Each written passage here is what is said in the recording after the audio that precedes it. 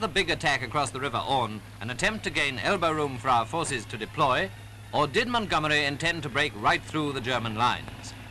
Only the Allied command really know, but whatever the objective was, it's quite certain that definite progress has been made and that our troops found themselves in a good position for the next big blow.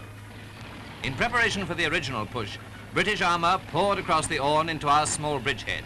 Cromwell's, Sherman's, Churchill's, and all the rest of the equipment needed for a modern tank battle.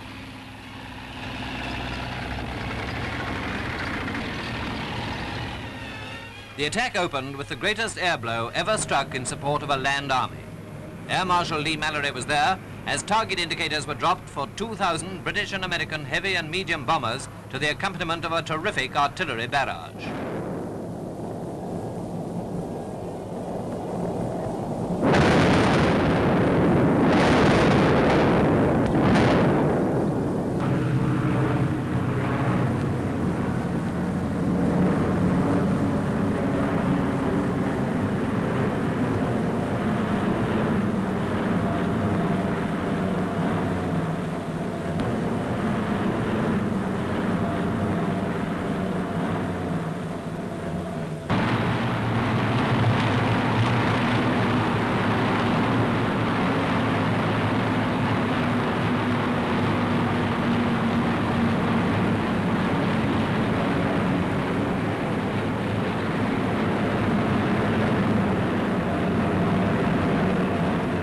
In all, 7,000 tons of high explosive were dropped and a pall of smoke thousands of feet high hung over the German lines as the infantry and tanks rolled forward to the attack.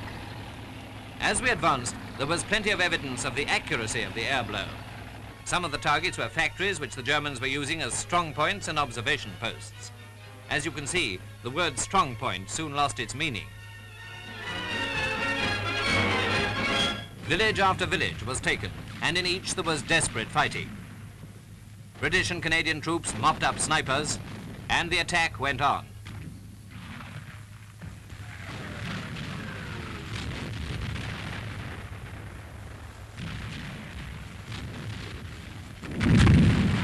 It began to look as though the German resistance was weakening. But before the Allies could exploit the big breakthrough, the weather let us down once more, and the advance was halted. Here's one incident during that advance. A Scorpion minesweeping tank is ditched as the bank gives way. But even if the attack across the Orne didn't turn out to be the complete breakthrough for which we've been hoping, it is certain that what has been accomplished so far is of tremendous importance. The small bridgehead over the Orne had been enlarged, and British and Canadian troops were now many miles southeast of Caen. Elbow room to deploy our armour. That's what we needed, and that's what we've got. We're in the open country beyond Caen, and Montgomery has wasted no time in throwing in the main force of his tanks. At the appointed time and the appointed place, Rommel will certainly get what we all know is coming to him. With these great events already taking shape, Mr Churchill paid his second visit to Normandy, delighted to note the great things that have been accomplished since his last visit, 6 days after D-Day. The PM came not only to congratulate and cheer the men of the Allied armies, but also to bring them the good wishes and thanks of all of us at home.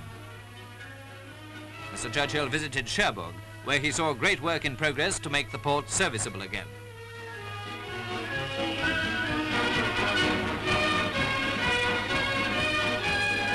And he also had a look at the captured rocket bomb site, where demolition is already in progress.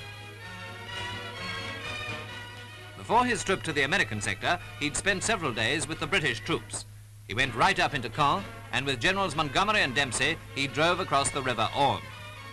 2 of the bridges are already named after him. One's called Winston, and the other Churchill. The Premier had a chat with the men who built these bridges. He seemed to be telling them that bigger bridges will be required as we advance further inland. Great progress has already been made in Normandy, and every day brings fresh news of further advances. Mr Churchill must have been as proud as we are in Britain of the men who are fighting there.